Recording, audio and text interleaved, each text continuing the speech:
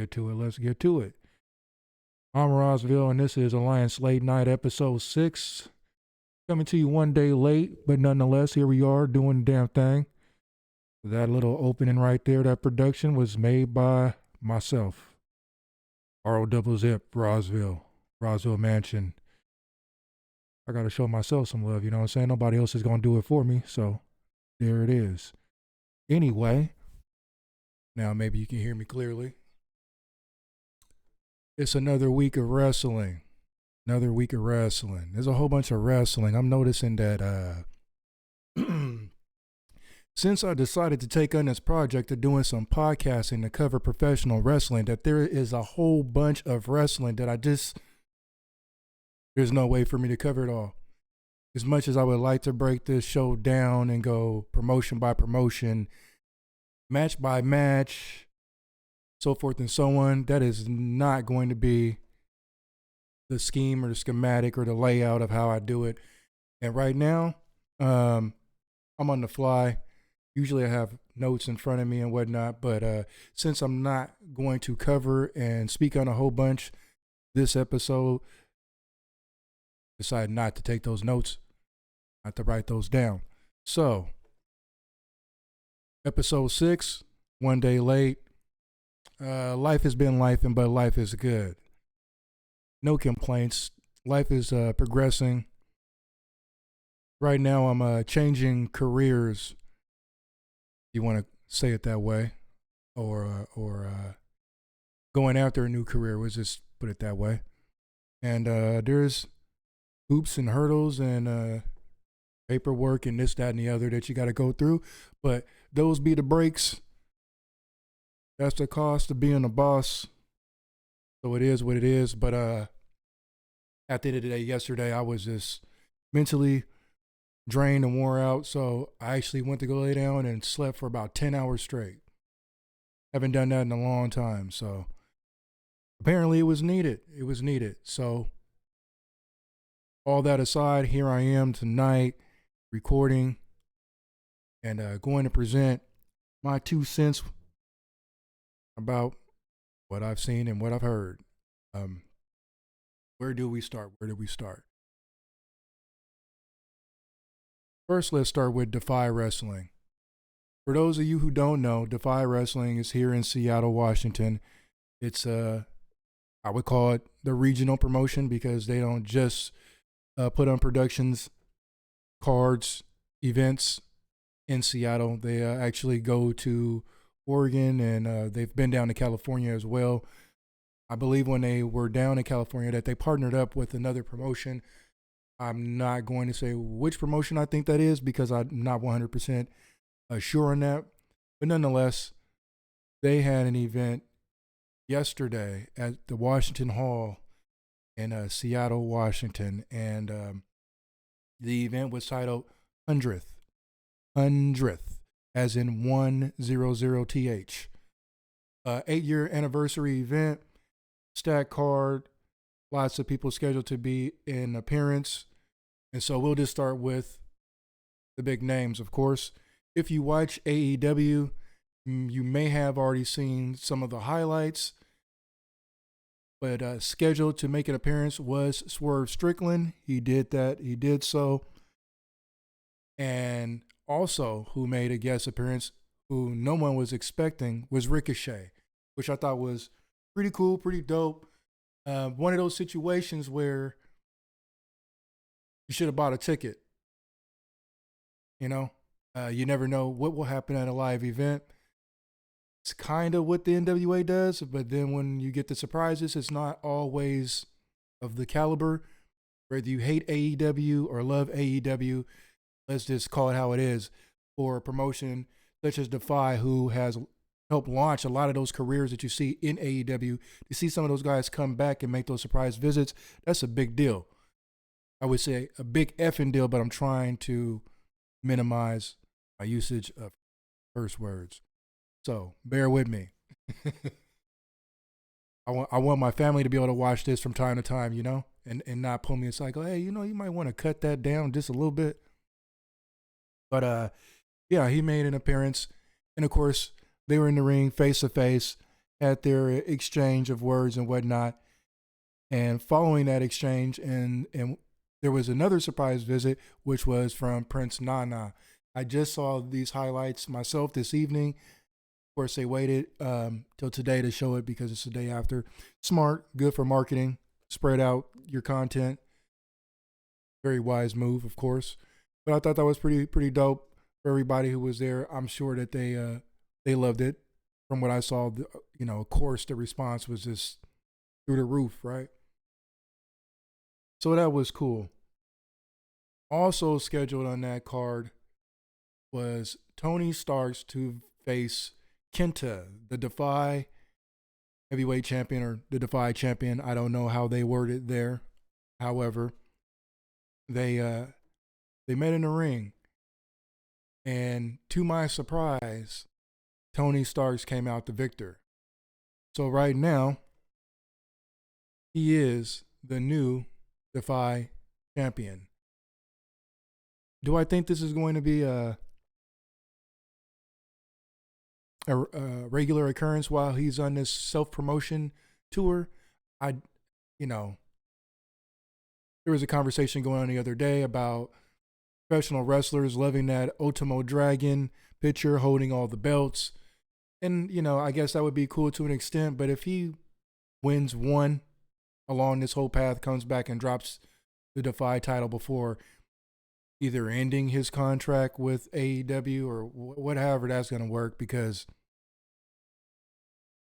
that's a whole mess, and I'm not a dirt sheet guy, and I'm not an insider. I don't know any of those people personally, and I don't want to gossip about something that I can't really speak on it. I don't know the inner works of all that stuff. But we know the frustrations with Tony Starks right now. So it's cool to see him win a belt outside of the promotion to reestablish his worth, to reestablish his value in his real estate, which is himself. He is the business. Tony Starks is a business. So to see that, congratulations. Congratulations to everybody over at DEFY. It's been a little while since I've been to an event. That will change here in the very near future. Every time I see an event there, it's always packed out. The crowds are wild. They're constantly booking good talent to come there. Again, some of this talent were basically bred there in DEFY and moved on to AEW, moved on to New Japan. Athletes such as Cobb, who's over in New Japan right now, and a whole list of others. So that's pretty cool. And if you didn't know, Darby Allin also came from DEFY. I think some people already know that. AEW hardcores know that. But for those of you who never watch AEW, that is the case. Again, that's cool. Moving on. We had, I guess this was Looks to Kill. I'm losing track with the NWA. What is what? I want to call it NWA Power, but I believe it was Looks to Kill. And there was a tag match with the Colognes versus Smalls and this other guy. I skipped it. Sorry. Not sorry. I just wasn't into it. I wasn't into the mismatch.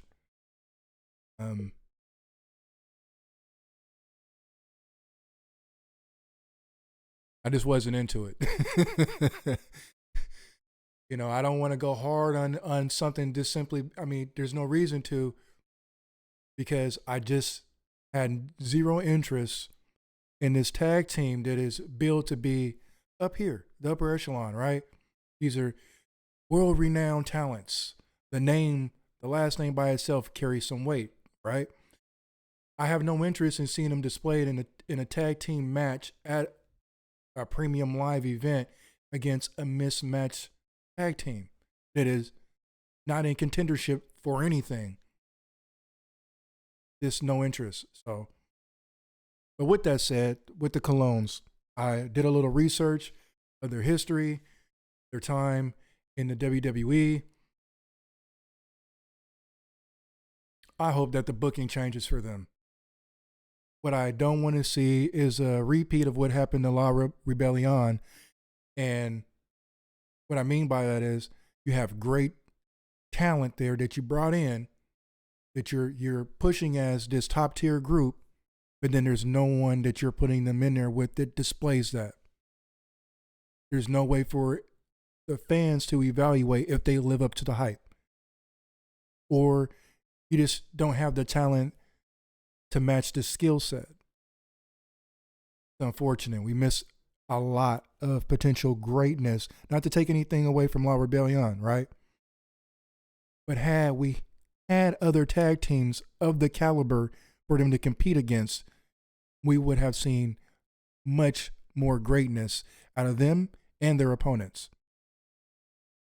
I hope powers that be, whoever they are, whoever, we know Corgan is the main guy, but whoever he talks to, whoever he consults with before he makes his final decision, I hope so that person gets Corgan to lean toward understanding how this booking should go and book accordingly so that we don't have another wasted tag team in the NWA. Moving forward, we have a NWA National Heavyweight Championship match. Mims versus Grimm. I like Grimm. As discussed earlier this week on the Alliance blog, Grimm has had, I think, 3 title shots now, pretty much since walking into NWA Power, if you will, or these premium live events. Again, it's hard to keep up with. I don't know which ones are supposed to be Power. I don't know which ones are the premium live events. I don't know where we're at in the taping, what dates are what, although I know Looks to Kill already happened last year, end of last year. So here we are, February 8th, watching an event from last year. I believe it was in December, maybe November. I don't know. It already passed, I know that. But the match itself started off kind of rocky. Started off kind of out of sync, if you would. Seemed like they got a little settled in. Finished up the match pretty strong. Again, I like Grimm. I would have liked to have seen him in some other matches prior to getting to the title shot for the NWA National Heavyweight Championship. To make that championship belt important, you have to show the climb to achieving that shot, that title shot.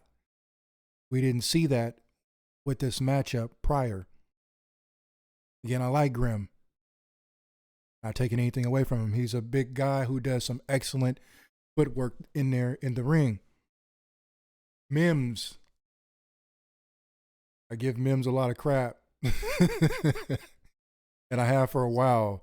However, I do feel like he has come into his own, that the attitude matches the actions in the ring.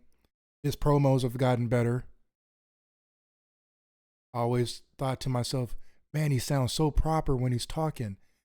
But is he a good guy or is he a bad guy? Now, he's fully embraced the inner heel, if you would. So I'm looking forward to seeing what more he does while he has that belt. I don't see him dropping it anytime soon. To who? To you and I, we can understand. We can look at the landscape and the full spectrum of the National Wrestling Alliance and the competition there and go, who should he run up against? Who even has the potential to even take it away? Based on the activities of the other athletes. Nobody. Not anytime soon. One more side note from that match.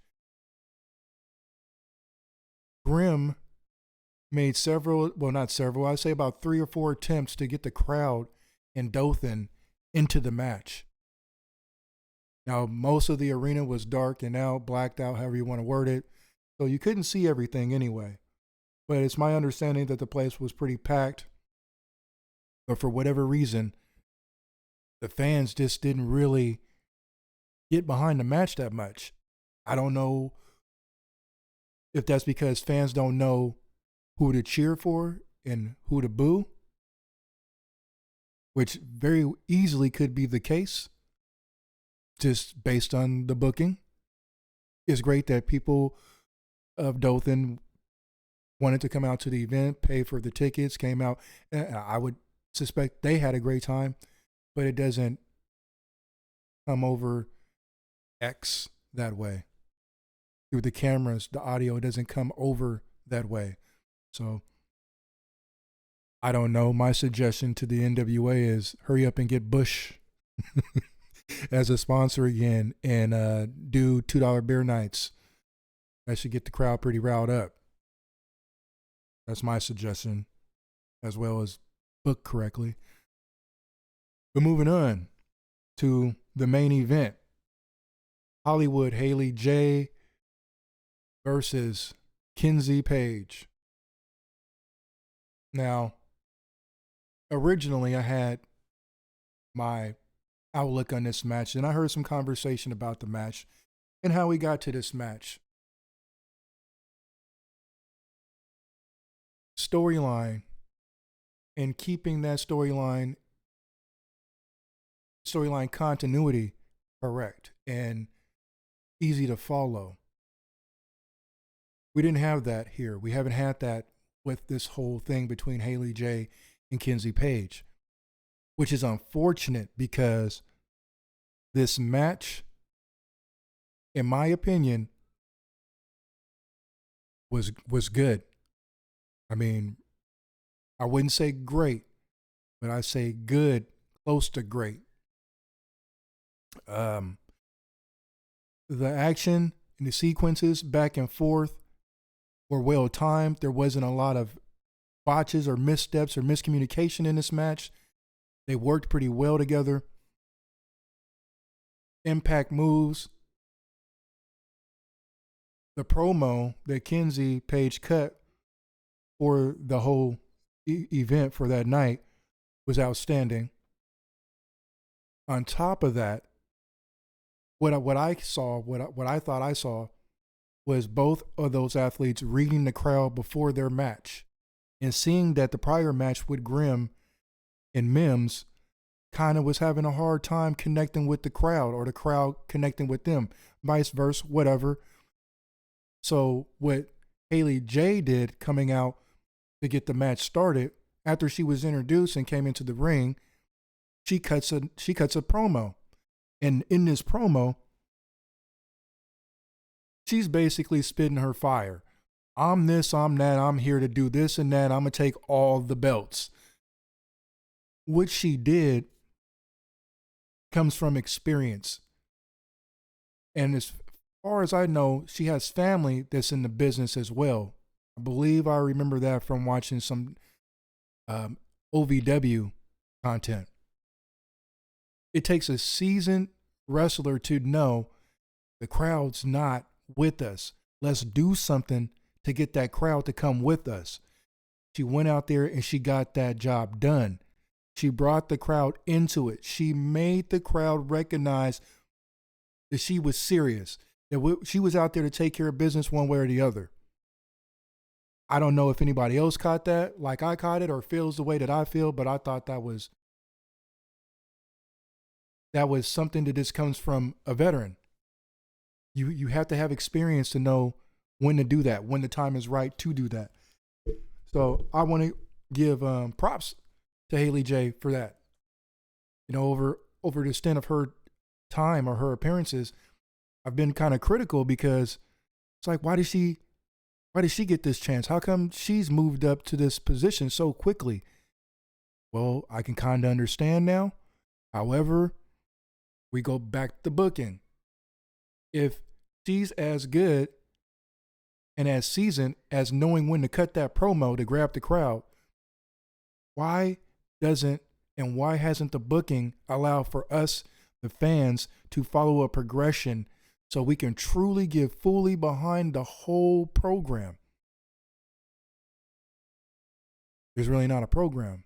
It's like everything is a match by match by match situation, or it's not, and we're thrown off because the taping continuity is so off that our mindsets toward what we're watching is warped because we're not watching it.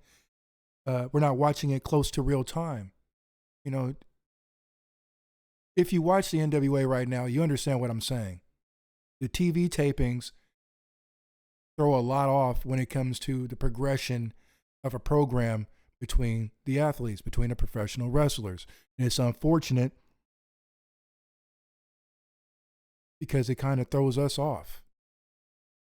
You know, you don't want to discredit something that you see credit there for, but you're discrediting it because you can't really follow it the way it's meant to be followed. Anyway, I thought it was a great match, back and forth, back and forth.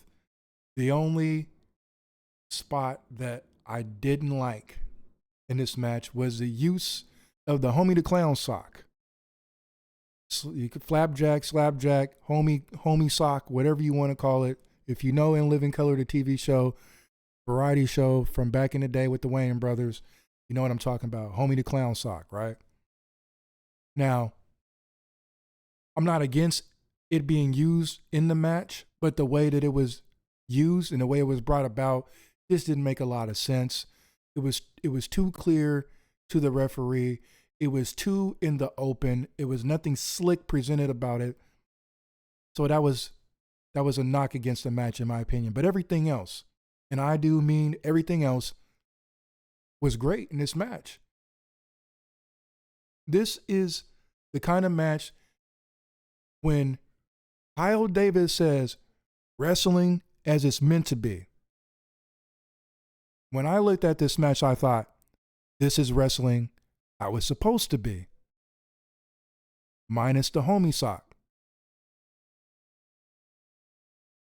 The back and forth was good. Getting the fans behind them was good. The exchanges were realistic. I don't recall anything in the ring that made me go, why? Come on. There was, except for the sock.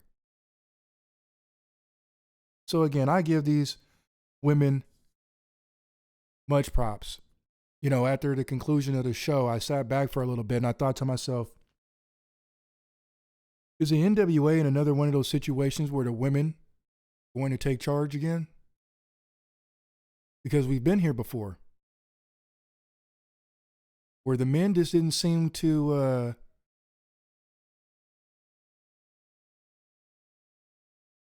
I don't want to say didn't carry the load, but they just weren't doing it. They just weren't coming across to the fans, to myself, to others that I speak with on a regular basis about the NWA and wrestling overall. It's not grabbing the attention and suspending the reality. But here we have the women doing it to it. We were here before. Going back to Thunder Rosa. Even more so now. Tiffany Nieves. I know I'm going to get this wrong, but Del Negro. Queen Bees, although some people disagree with my pick of them being kind of the upper talent, although they're separated now and kind of moved on. But nonetheless, when we're looking at that women's division, they're going out there and they're giving it their all, and it's showing. And trying to fight through some of the issues that we are seeing and having some complaints about as the watchers, the fans. I don't know. You know, this my point of view. Yours, I'm sure, is different. However, this microphone is mine, the camera is mine, this computer is mine, and this is my opinion. So that's that. I don't know what to look forward to next week with the NWA. Not at all. So when it comes around the corner, I'll watch it and I'll see how it goes. There's been a few episodes, well, at least 2 episodes over the last month and a half or so that I end up skipping through.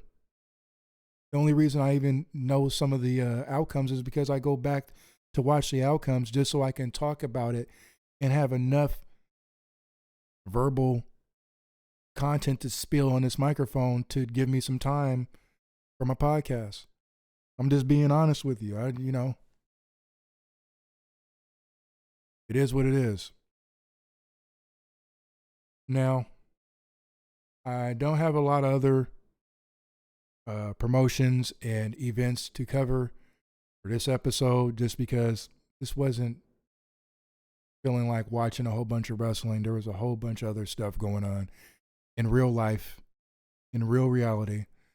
So I didn't dedicate as much time during the week to gather enough information to give you any real feedback or opinion about. So what I will move on to is that we have some events coming up. Excuse me. Coming up real quick, February 15th, Peak Sports Entertainment up in Everett, Washington is holding an event. Saturday Night Hike is the title of the night. I don't know if this is an ongoing title for their events up there. I'll find out soon enough when I go. Of course, I'm covering this because the NWA World's Champion, Tom Latimer, is going to be defending the NWA World Heavyweight Championship against Cook. I did go and do a little research and watched a couple matches from Cook. It'll be interesting to see these two lock it up, to say the least. About height-wise, I think they closely match up.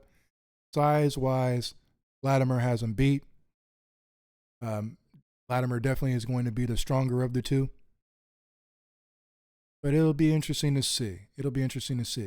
Now, I would like to give you a whole rundown of the rest of the card. However, I've gone to the Peak Sports Entertainment page, and it's very difficult to read the information off of the promo posters. Now, they have a lot of names linked to a lot of different stuff. Some of them are to Facebook pages, some of them are to Instagram pages. So it's really hard to give you all the names. So I'll try my best here from what I can see. There's going to be a four-way match for the number 1 contendership for the Dragonplex Dojo Championship. Gordon Shanley, Nathan Fox, Austin Oso, Chase James, and I don't even know what this last name is. So I'm not going to say that. So that's a 4-way dance match there. Then we have Diamante going against Saint and what's being titled as a base camp match. 3-minute fast-paced, hard-hitting pro wrestling action. 1 fall to a finish. I'll find out when I'm there. Let's see.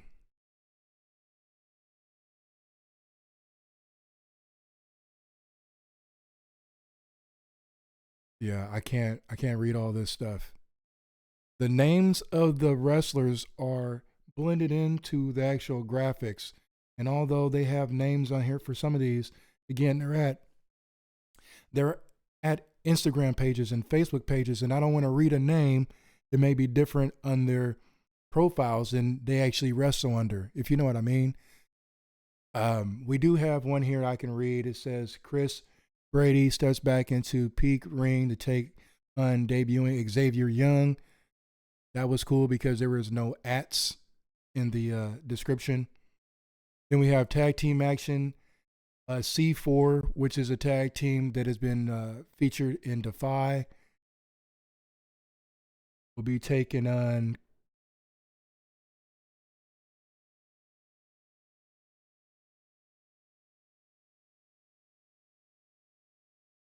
I don't know who. Hard to read. Here's what you can do. Since I can't read all this stuff because it's blended into the graphics, go to Facebook or to X and look up Peak Sports Entertainment. You can also go to peakprowrestling.com. That's Peak, Peak Pro Wrestling. And Peak Sports Entertainment at Facebook. And you can get all the information there. You can try to decipher the codes through the graphics.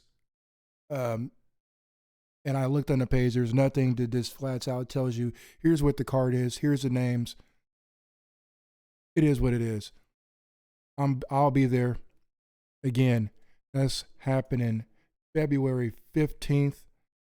Doors open at 4:30. Bell rings at 5. They did open standing room only tickets. The sitting tickets all sold out. When I bought my ticket, it was only 3 left. Tickets sold out the next day. And then the very next day, they released, I believe, 50 more tickets, standing room only. And that was for $25. If you're in Seattle, Linwood, Tacoma for that matter, Everett, Marysville, Arlington, come on out, check it out. Go to their page and their website to look for ticket information. Let's see. Maybe I can check really quick to see how many tickets are still available.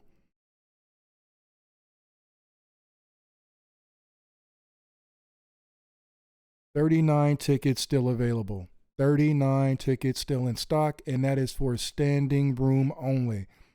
Just want to emphasize that some folks have a hard time due to different medical situations where it may be not the best situation for you to stand for the duration of an event like that. I've done it 3 times with DEFY. And by the time the intermission comes, you need to go sit down somewhere on the sidewalk or something. And most of my employment is being on my feet all day. So with that said, not to discourage you from coming out to the event, just understand, again, there's an intermission during the event. So during the intermission, you can go have a seat somewhere and give your legs a rest and come in and watch the rest of the card. Moving on to the next event. UWN Championship Wrestling from Hollywood. This has been something I've been looking forward to. Of course, I won't be there in Irvine, California on the 25th. However, I'm looking forward to seeing the tapings. I'm glad UWN is back in production. They've been greatly missed. Anybody who's ever watched UWN outside of Memphis wrestling and you've downplayed the action that you're seeing, I question what you call professional wrestling. Every week during the last run of production, every episode was better and better to me. The action was better and better. The talent coming through, better and better. And as you can see on this card, they're not letting up. You know, Slice, Boogie, Zicky Dice. You have a Scorpio Sky there heading the whole poster down there. They're even going to be featuring the NWA's women television champion, Big Mama, which that'll be interesting to see. I don't know when this is going to air, so that's that. But if you're in the area, February 25th, get your tickets now. Go look up the information. Championship Wrestling from Hollywood, David Marquez on Facebook. Championship Wrestling, UWN. Everything is linked somewhere across those pages on Facebook, so you can find out, as well as on X, Twitter. I'm just never going to get used to calling it X. It's Twitter. Birdland. That's what it is. So make your way. Make your way. It's at the Improv. And if you have not seen how responsive and reactive that crowd is, you're missing out. I love the way they get into it. It didn't seem like switching between, what was that, the Commerce Casino, I believe it was, and then going over to the Improv. It didn't take any time for that crowd to get into the action whatsoever. Who to cheer for, who to boo for, you know, interacting with the talent, which, you know, adds to the whole experience. And that crowd, I give them props. They know how to be professional wrestling fans. Some of you other fans out there need to take notes. It's not you know, you see some of these overseas crowds and they don't say anything or respond to anything until there's one big massive move or a sequence of moves. You know, jaw jack, get involved. They're going to poke at you, poke at them. It's all in the fun, right?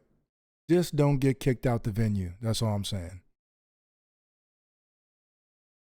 Now, closing out. I've been thinking about this since last night. As many of you have heard, the WWE just released a handful of wrestlers. Two of those were Luke Gallows and Carl Anderson.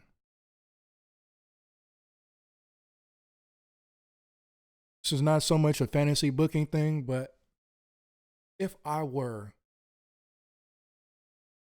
president, owner of the NWA, I would want to bring them in as quick as possible. I understand that they are, even with their release from the WWE, they're still, their real estate is still of high value. Let's not kid ourselves. There's only so many slots, and there's only so much TV time, and there's only so many storylines that could be worked all at once. That's just a factor and matter with professional wrestling. Even with the WWE at the top of its game, just my whole entire life, I've never seen anything like the level that they're at. Not ever. But with that said, they're available, right? I would reach into my pocket,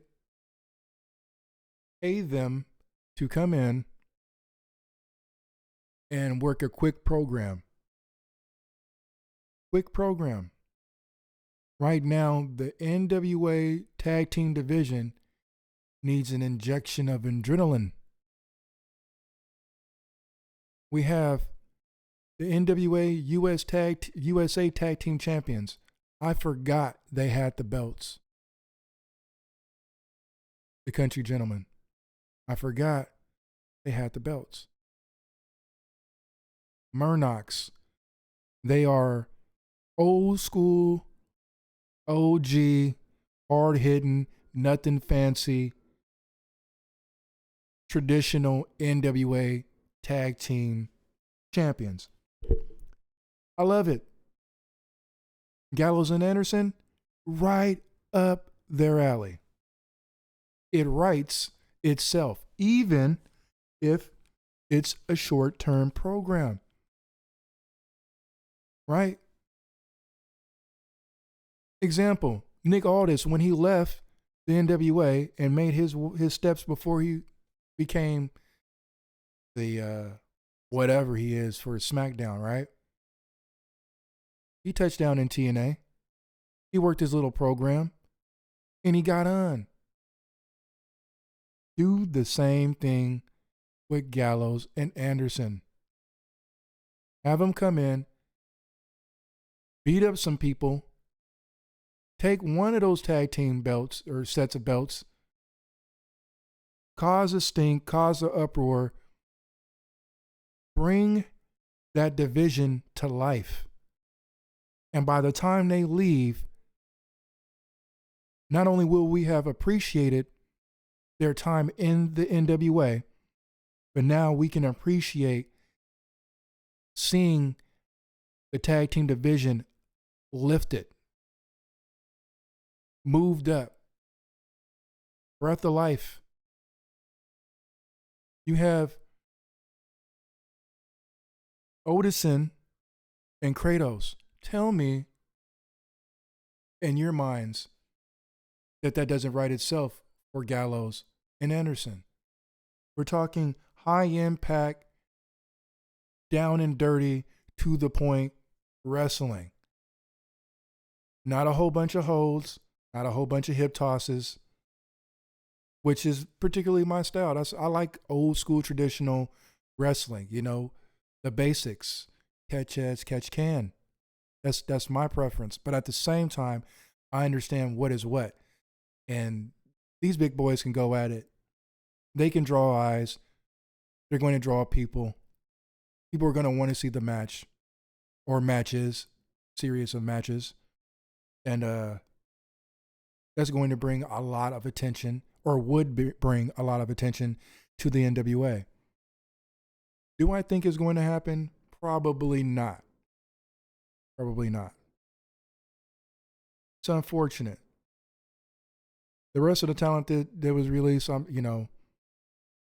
kind of know of them, but not like I know this tag team. It would be something special to have them right now. And to have them come in and do the job, and when they leave, your tag team division is lifted. It's isn't that the whole point? To add value to. You work a program, add value to. Come in, you ruffle some feathers. You lie, you steal, you cheat. You gloat, you boast. You win a few, then you get knocked off your horse and you ride off into the sunset, or better yet, in this case, you walk off into the sunset. Now, whatever tag team regains or gains the lost tag team belts, whichever set it is, now the rest of your roster can roll with that. They can roll off of that energy. They can take that ball and run with it. Because right now, like I said, I forgot the Country Gentlemen were your NWA United States Tag Team Champions. I forgot until I saw them on a promo recently. I had no idea. Just completely forgot. Completely forgot. And I didn't even mention Daisy Kill and Talos. Imagine those two going at it with Gallows and Anderson. Then imagine Blunt, Force Trauma feeling left out. Then imagine the Stew crew going, hey, when do we get our time in the spotlight? Maybe now we're ready for NWA Power. Now, I'm just throwing all the names out there. Of course, this would have to be laid out correctly in the booking and in the storyline for it to make sense and for multiple programs to be started in order for this to be capitalized on. But I'm just saying, if I ran the NWA and I was a guy in control of the money, I might reach into a little bit of my reserves just to make this happen. Unfortunately, it probably won't happen. So this was just my little moment of wishful thinking. I want to thank all of you for checking me out, checking the upload out. Again, yesterday, I delayed.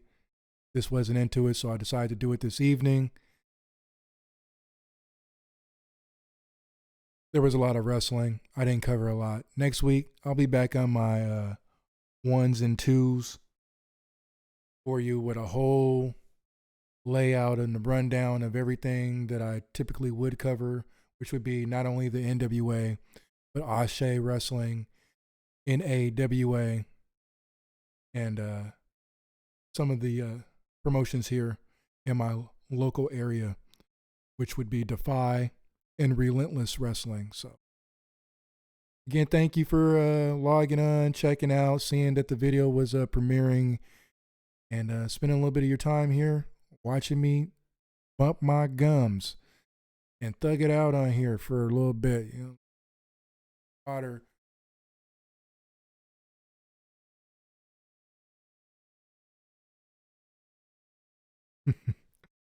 Anyway, Alliance Late Night. I'm Rosville. Gone.